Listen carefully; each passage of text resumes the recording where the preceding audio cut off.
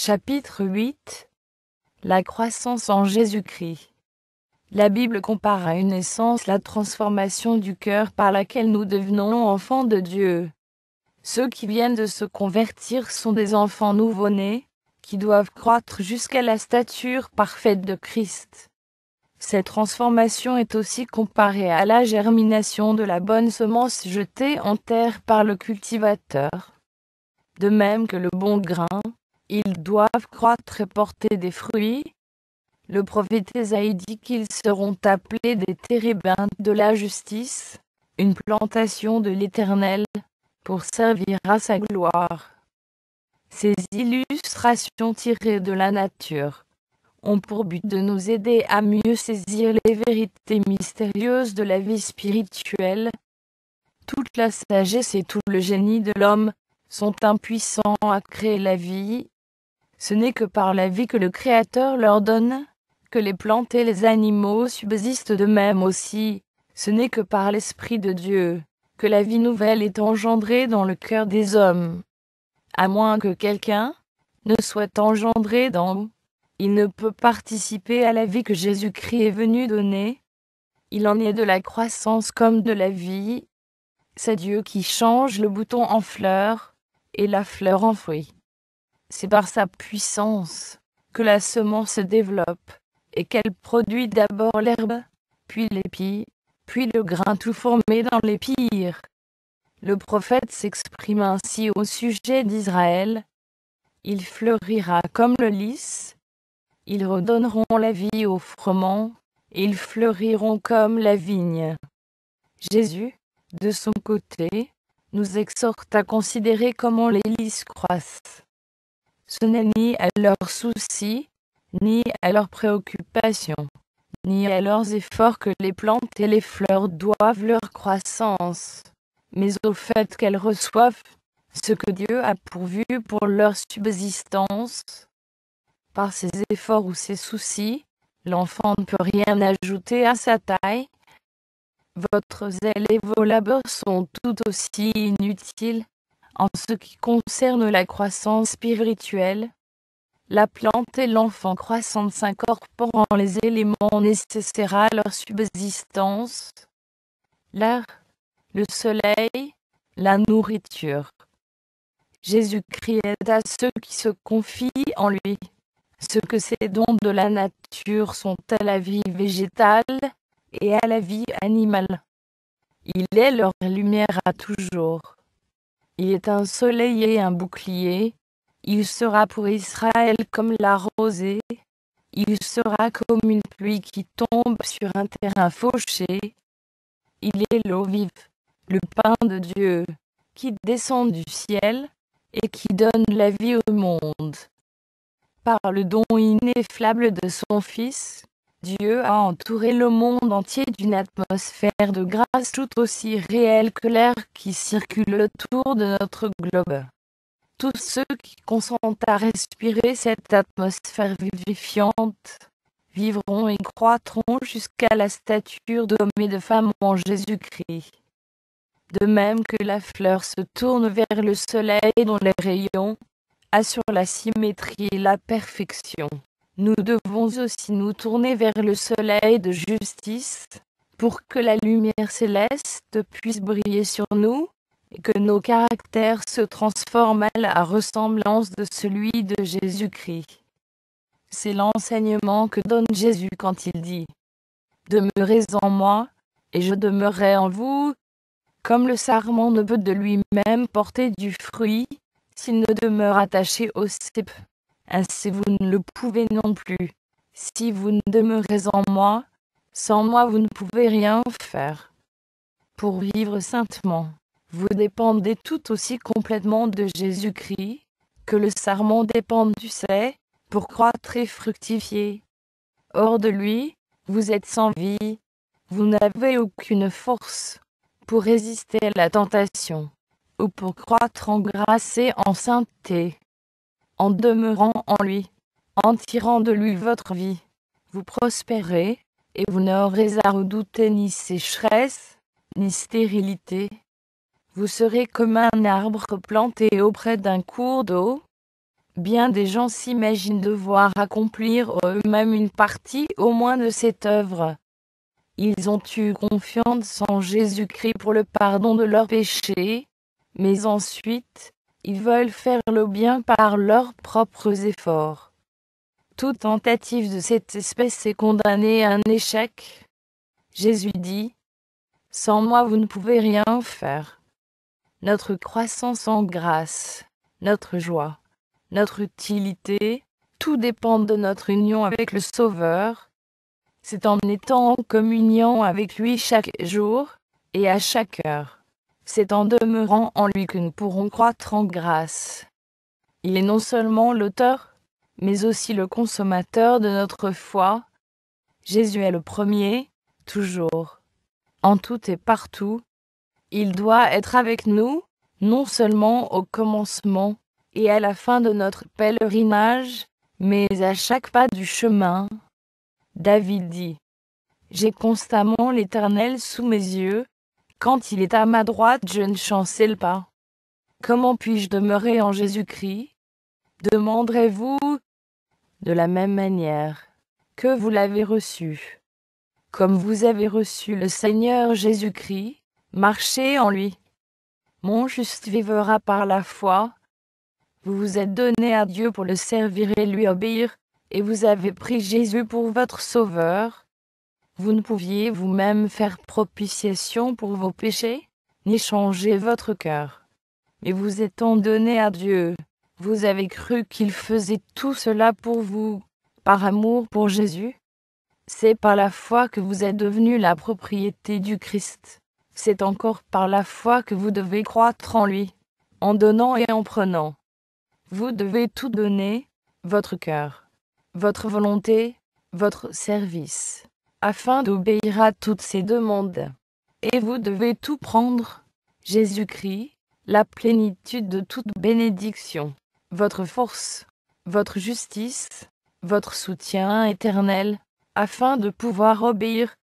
Consacrez-vous à Dieu dès le matin, que ce soit là votre premier soin.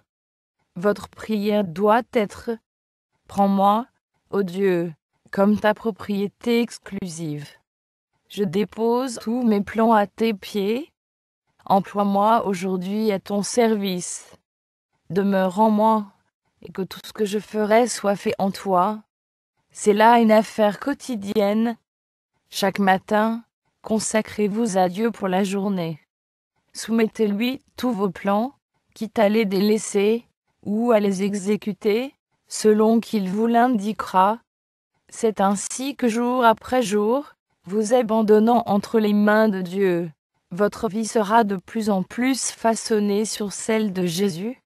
La vie en Christ est une vie de paix, de sérénité, peut-être exempte d'extase, mais remplie d'une confiance tranquille et durable.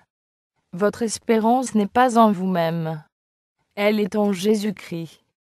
Votre faiblesse est unie à sa force, votre ignorance à sa sagesse, votre fragilité à sa puissance. Ne regardez donc pas à vous-même.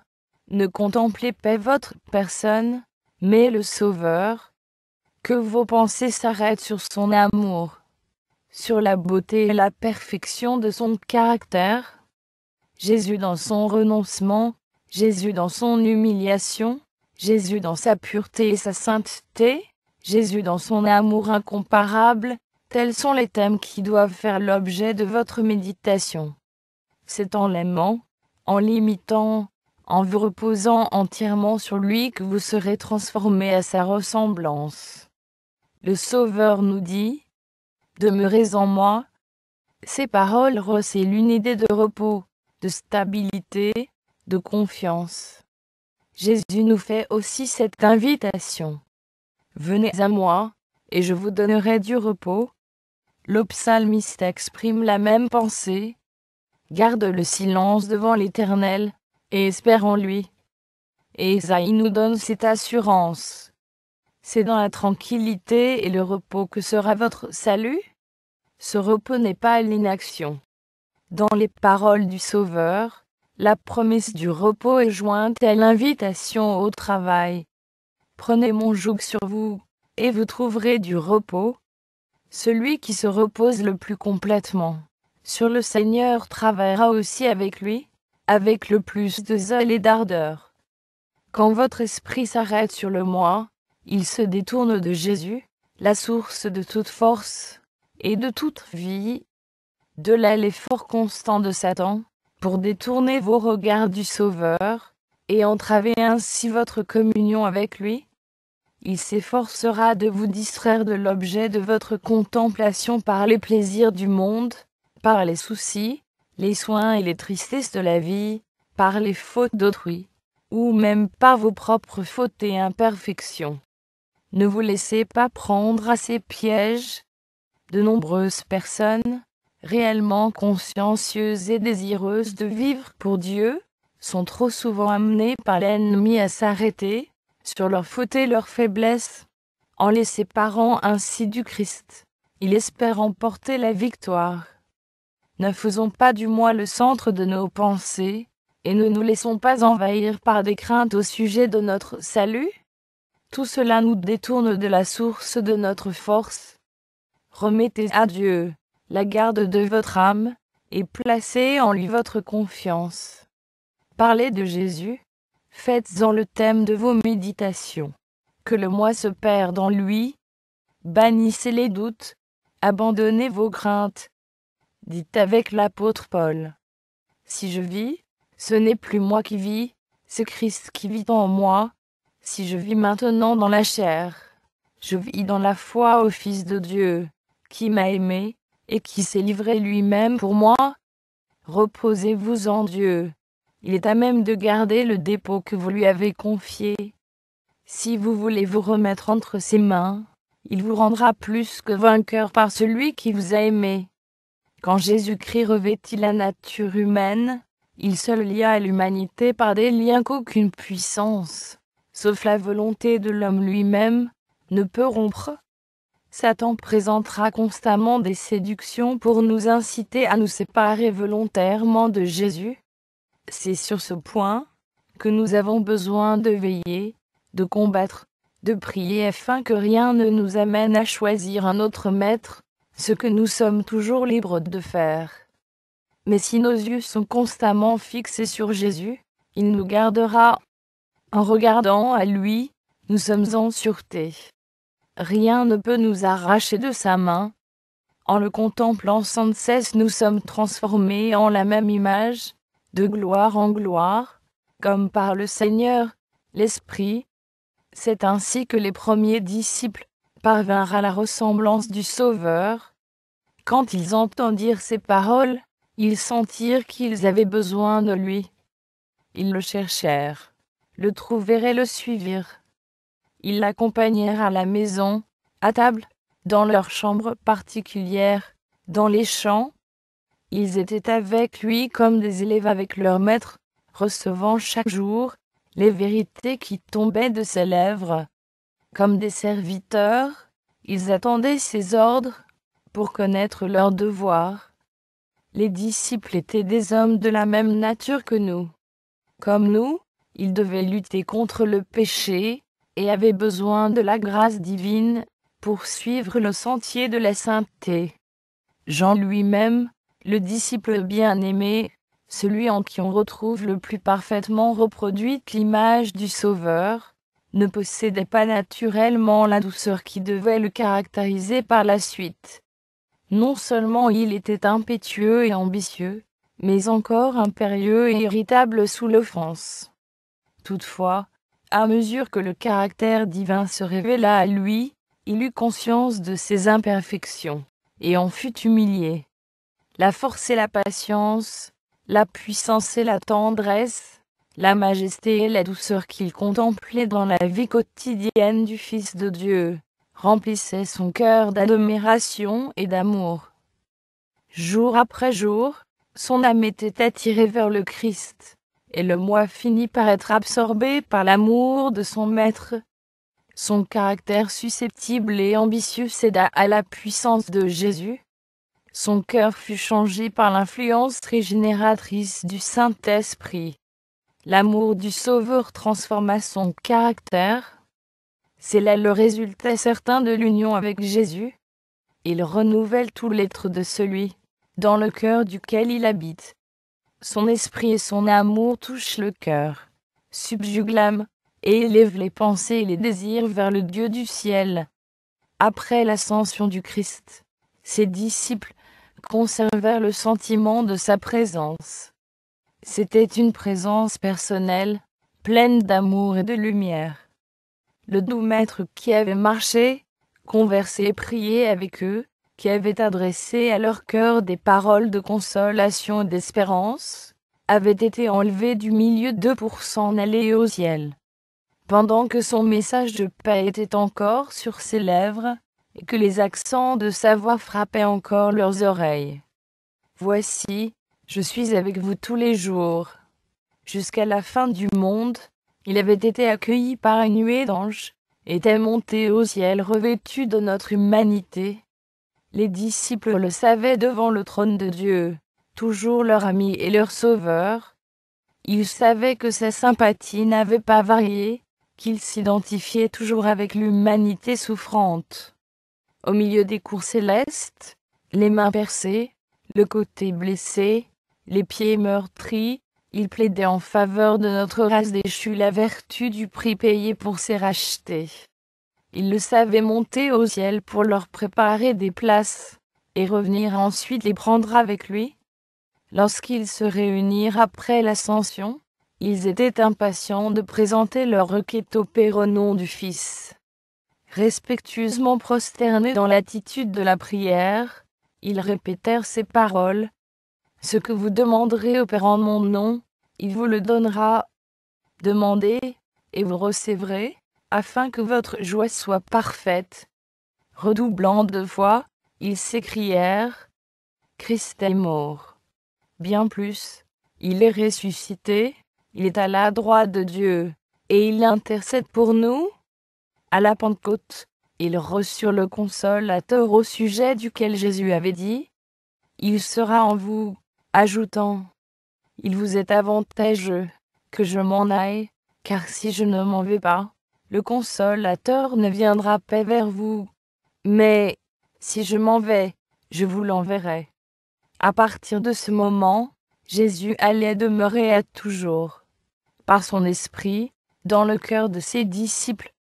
Leur union avec lui était plus intime qu'au jour où il était personnellement au milieu d'eux. La lumière, l'amour et la puissance de Jésus les transfiguraient, et ceux qui les voyaient étaient dans l'étonnement, et les reconnaissaient pour avoir été avec Jésus. Tout ce que le Christ a été pour ses premiers disciples, il désire l'être aujourd'hui pour ses enfants. Il affirme dans sa dernière prière, faite au milieu du petit groupe des 11, ce n'est pas pour eux seulement que je prie, mais encore pour ceux qui croiront en moi par leurs paroles. Jésus a prié pour nous, et il a demandé que nous soyons un avec lui, comme il est lui-même un avec le Père. Quelle union! Le Sauveur a parlé de lui-même